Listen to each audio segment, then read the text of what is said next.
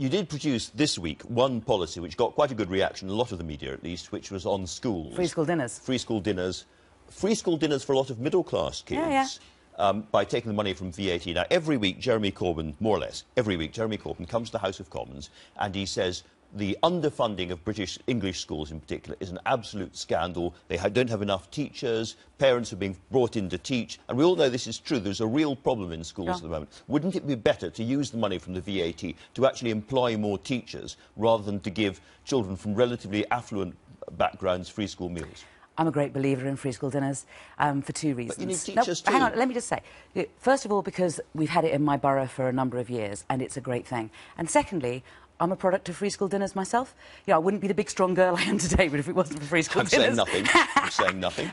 But the point is this, is that in my borough there were many people who were entitled to free school dinners who weren't claiming them.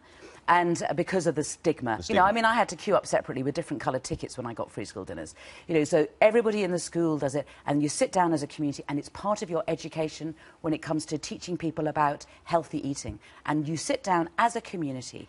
Just like, I mean, your argument about why are we subsidising middle-class kids to have lunch? Why are we subsidising middle-class kids to go to state schools? It's part of a state school educational experience is having lunch together. Let me read you Sir Michael Wilshaw, former head of Ofsted. He says, I don't see why we should subsidise rich and prosperous parents who can well afford to pay for their children. I would rather see any extra cash that's available being given to poorer parents. Well, I mean, as I say, I think that I believe that education should be universal, that all children should go to state schools, and part of that education should be having a lunch in which you are, and part of that is being taught about healthy eating. If you look at poor children now, they're not thin, they're overweight.